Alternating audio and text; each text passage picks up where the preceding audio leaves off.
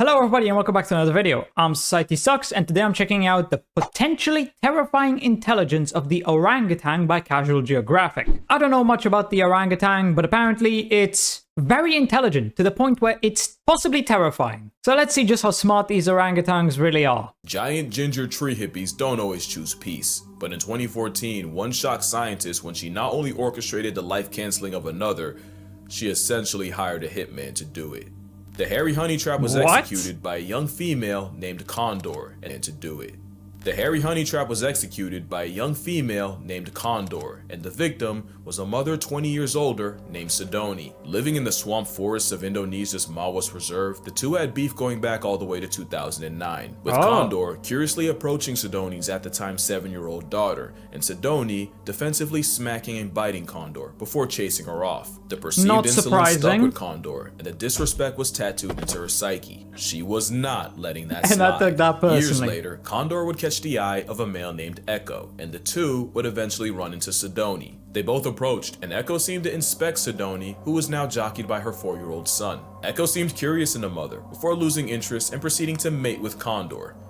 Right in front of Sidoni. Call it passion or power play, but either way, when Sidoni tried exiting the situation, Condor escalated, ending the lovemaking and savagely beating Sidoni. But what blew researchers away was Echo going from bystander to participant. For 33 minutes, the two took turns beating on Sidoni, sometimes together, sometimes just Condor, with Echo blocking off any escape routes. It was an honest to ape jumping, and as much larger canines meant Echo inflicted the bulk of the damage. The pair didn't stop until a fourth orang, a male named Guap. Wait, hold on a second, hold on. I need to take this back a second. Situation, Condor ate the mother, before losing interest and proceeding to mate with Condor. Right in front of Sidoni. Call it passion or power play, but either way, when Sidoni tried exiting the situation, Condor escalated, ending the lovemaking and savagely beating Sidoni. But what blew researchers away was Echo going from bystander to participant. For 33 minutes, the two took turns beating on Sidoni, sometimes together, sometimes just Condor, with so Echo they were mating and then suddenly they just started attacking her. It was an honest to ape jumping, and his much larger canines meant Echo inflicted the bulk of the damage. The pair didn't stop until a fourth orang, a male named Guapo, chased Echo off and ran defense for Sidoni, before mating with her. The Orange Night would be too late, as a little over 2 weeks later, Sidoni became past tense due to her injuries, and scientists were left wondering what they had just witnessed. In over 26,000 hours of observation, only 6 female on female attacks were recorded, and none caused serious injuries. Yet here was a spiteful O-ring, so this was completely different. Currency, specifically to erase one of her rivals, and Echo acting as a hired gun. Premeditated and personal, it was a shockingly dark look into the intelligence of the forest man. One that begs the question, just how smart are they, and just what could they be capable of? Nah, that's terrifying. It's the question, just how smart are they, and just what could they be capable of? Nah, bro. Hell no. To say orangutans are intelligent is honestly disrespectful, because this tree-happy ginger ape is damn near human. That is an animal that can 100% speak. He's stretching his hand out. They just really don't want to deal with taxes, and that's only partially a joke. Their name, Orangutan, literally translates to man of the forest, because locals swore they were plus-size people that chose not to speak because they know then they'd have to get jobs. In 2014, a court in Argentina actually granted human rights to Sandra the orangutan after jobs. In 2014, a court in Argentina actually granted human rights to Sandra the orangutan after 20 years of captivity. There's a cute saying that goes, if you give a chimp a screwdriver, it'll use it as a weapon. A gorilla would act. They gave human rights to an orangutan.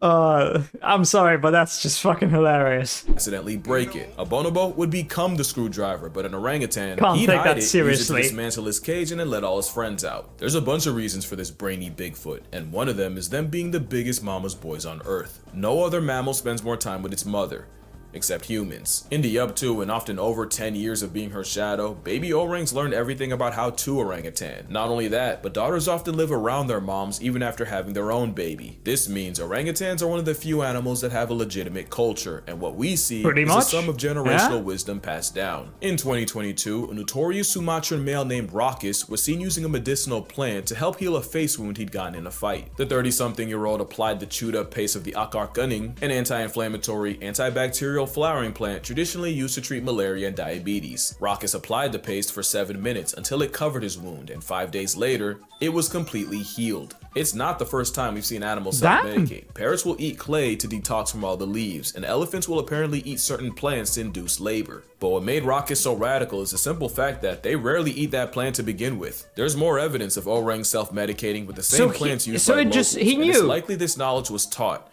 and not by humans. Mothers will even teach their young to have the same preferences for food, so that when they get older, they can forage in the same area without directly competing with all the other mother-child pairs. Another thing this citrus simian is smart enough to understand is calculated reciprocity. In this viral video, you see this man Vitaly trade snacks with a zoo orangutan. Not only did the hairy haggler refuse until he understood that he'd be getting something back, I swear you can see him check for zookeepers. If it sounds like a stretch, it's scientifically proven this untaxable entity understands the concept. 2 orangutans at the Leipzig. Can you do that though? I mean, you can't feed zoo animals. You're not supposed to. I don't think so anyway. Unless it's one of those animals that where there's like a dispenser so that you can feed them. I'm pretty sure you shouldn't be feeding random animals. Zoo in Germany were given 3 different tokens and quickly learned that they could exchange one type for bananas for themselves. The second token type would earn bananas for the other orang, and the third type had no monetary value whatsoever. At first, the female, Doc, had no problem exchanging tokens to get the male, Bim, bananas. But Doc realized Bim wasn't really returning the favor, so she became a lot less generous. That gave Bim enough of an attitude adjustment to start trading his tokens more until their efforts became closer to equal. There's another story of a zoo orangutan taught to exchange any trashy...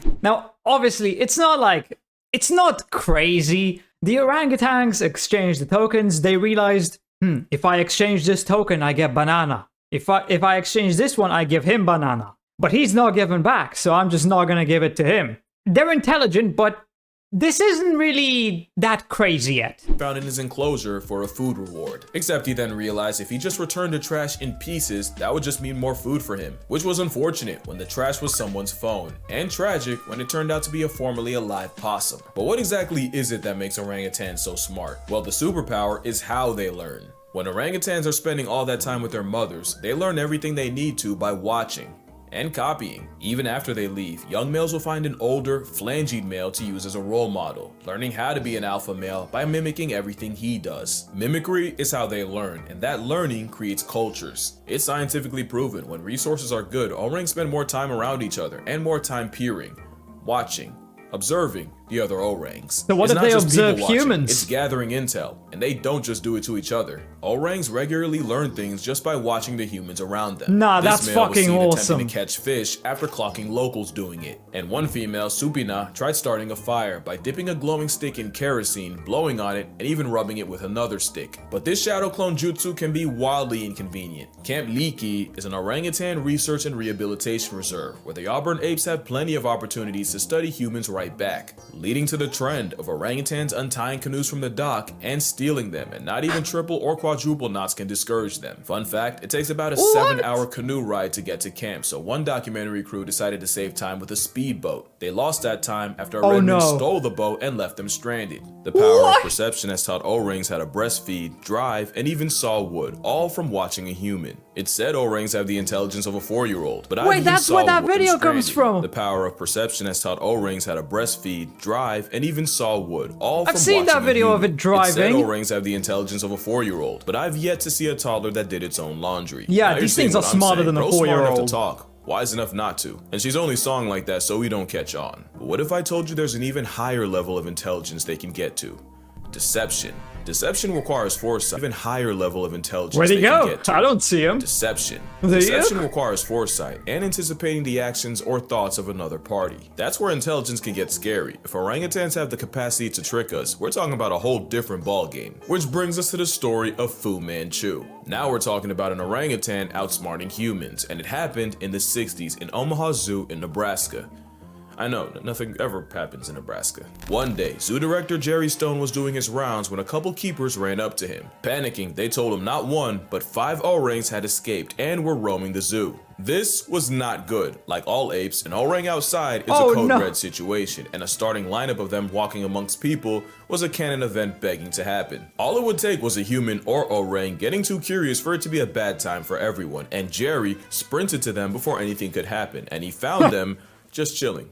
Yeah, Jerry was greeted by 5 fugitives just people watching in the elm trees by the elephant building. Clearly all they wanted to do was visit the zoo like everyone else. But you can't just have several 100 pounds of primate They learned because they were watching people. They were seeing people just walking around the zoo looking at different animals and shit, so they decided, let's do that too. in public unsupervised. So Jerry these things are literally awesome. went up the tree, grabbed an orang by the hand, and led them all back to the exhibit with no resistance. Jerry was less gentle with his staff, and let it be known that another mistake like that and someone would get pink slipped straight into unemployment. Clearly Stone made his point, because nothing like that would ever happen again.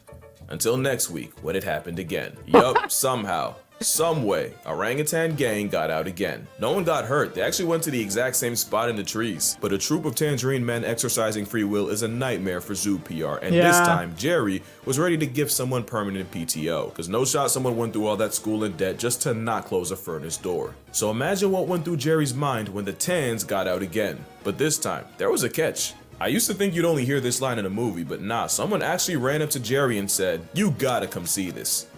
And he wasn't wrong. You see, in the orangutan exhibit, there was a moat, and down at the bottom of that moat was a furnace door. And sure enough, they caught one of the males, Fu Manchu, fiddling with the door. They were watching from a distance so Fu wouldn't see them, but they couldn't see exactly what Fu was doing. All they knew was suddenly the door flew open and Usain Bolt felt a disturbance as these men broke the sound barrier running down to stop them. So now the solution was simple. Clear the enclosure of anything that could be used to escape and do it daily. And sure enough, the orang breakouts came to an end.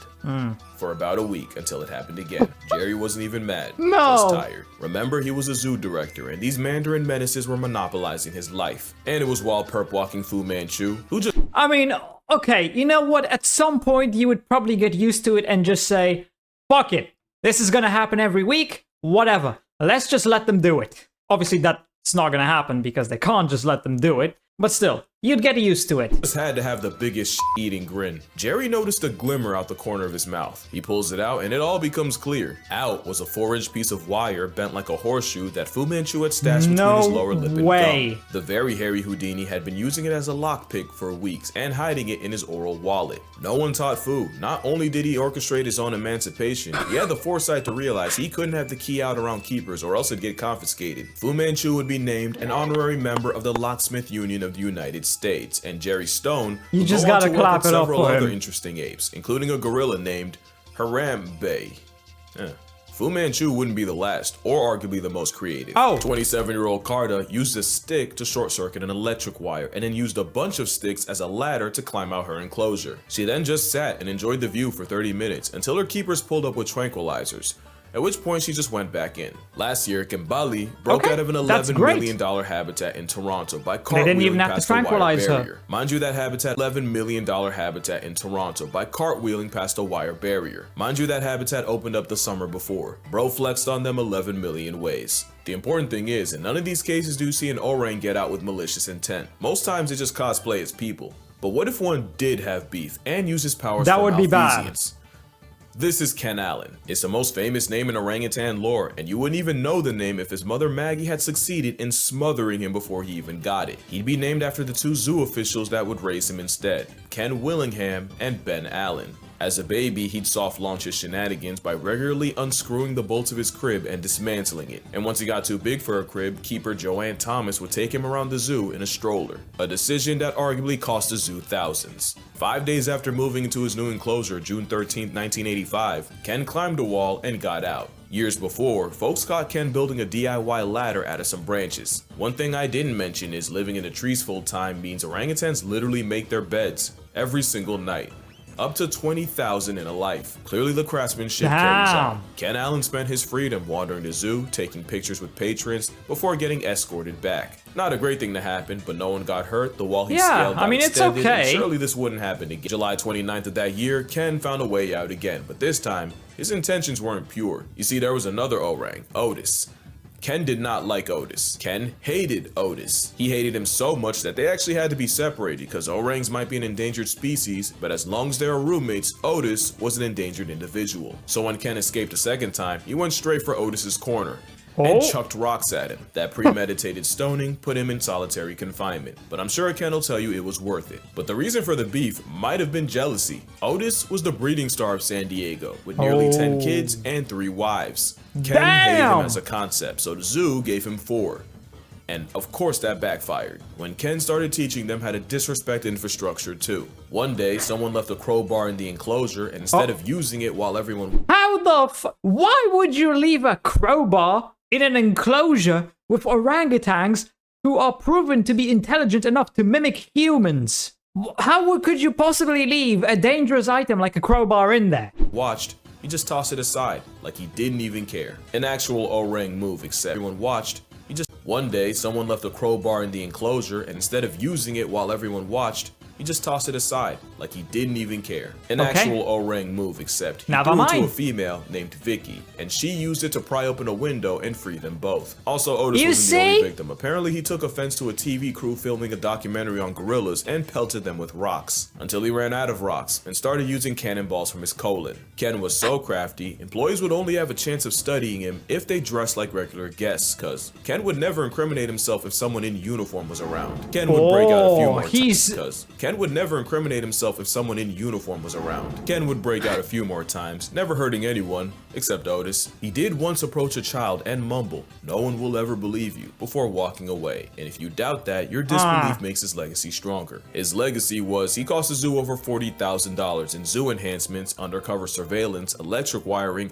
and even hired rock climbers to find every possible finger, foot, and toehold. But he likely made that back and more, with all the PR Ken Allen brought to the zoo, just by being himself. He still got out anyway. Except for Otis, who, let's be real, must have done something to deserve it. Ken Allen never used his intellect to inflict violence. Bro just wanted a vibe. But what could an orang with a human grudge do? There's a story of an orangutan actor hating his trainer and waiting until the two were alone up in a tree, where Pierre strangled his human op and threw him to the ground. But the only proof is the obscure article I couldn't find a source for. Plus, Pierre was probably in the right. Now, Joe's revenge was more than just a story. Joe was an orangutan that appeared in over 100 movies by 1919. This was a time where there were no laws against capturing, selling, and even killing wild orangutans. Universal Studios would take full advantage, and as cute as he was as a toddler, things changed once he became a teen. There would be several incidents with Joe, including a lawsuit where a security guard claimed Joe had mauled him with over 40 bites. There was another time he escaped, and when police pulled up to catch him, Joe stole an officer's gun. Yeah, that's a gun! The most infamous case was Joe breaking out of the Universal Zoo, serving straight chaos for 3 days, and even releasing 15 wolves and his elephant friend Charlie on the way out. But Joe did seem to have a code. Not only did he never attack women or children, he'd often defend them. One scene had an actor pretend to spank a child, but because Joe don't play pretend with the little ones, the orang went O-line and leveled the guy.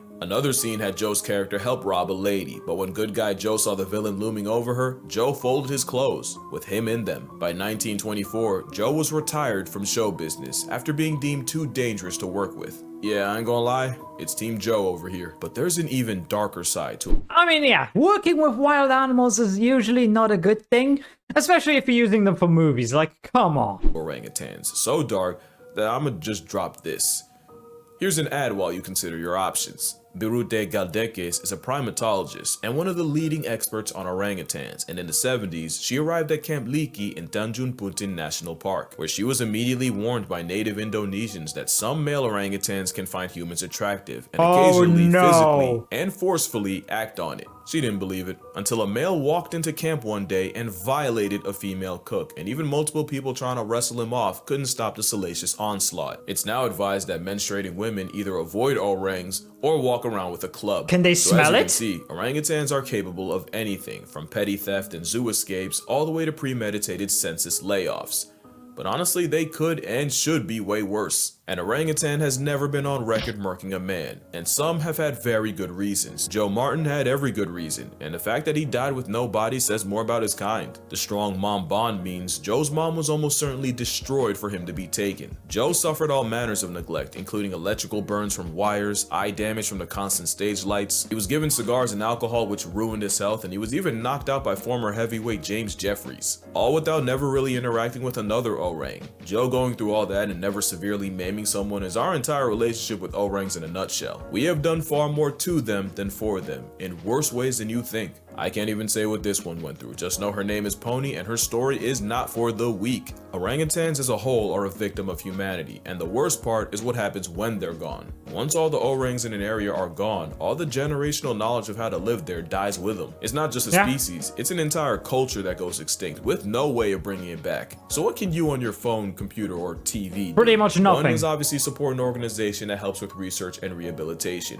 which is why I'll be donating to Orangutan Foundation International, founded by Galdekis herself. Link down below if you'd like to as well. Also, never support a place that uses orangutans as tourist traps. Any place that lets you pay to play with an orangutan is a huge red flag. But probably the best way is to avoid palm oil. Palm oil is the leading cause of their extinction, and it's in 50% of household products in the West. It's a commitment, but it's looking like we either give up the oil or negotiate the red ape's existence. The choice is yours, just know the orangutans would probably do the same for us. But yeah, that's gonna do it for this video. But first, I wanna thank y'all. If you remember my elephant sanctuary video, then you know that the park actually flooded a month after I visited. A flood that cost 2 rescued elephants their lives. But you guys came through with the donations, and Miss Lek Chyler was so grateful, they actually made a cake with my name and gave it to the elephants. And seeing my favorite animals eating out of my namesake cake would have been impossible without you guys, so thank you all. Hopefully one day I can do the same for Camp Leaky, but until then, drink water, hug your mother. If an orangutan hits you, apologize, because you deserved it. And I'ma see y'all in the next one. Well, yeah, okay. So, orangutans are quite intelligent. Very smart. I mean, hell, they can mimic us, act like humans, but they don't use it with malicious intent, so that's great. I do wonder what would happen if you showed an orangutan a bunch of messed up shit where, like horror movies, for example, or where just a human kills another human in a movie, that kind of stuff. Would the orangutan try to copy that? That's the question. Which we probably don't want an answer to, but it's interesting to think about. Would it mimic the human who's doing the killing? But anyway, that's enough for this video. Hope you enjoyed. If you did, please consider subscribing and leaving a like. If you want to see more reactions, check out this video right here. And with that, I'll see you in the next video.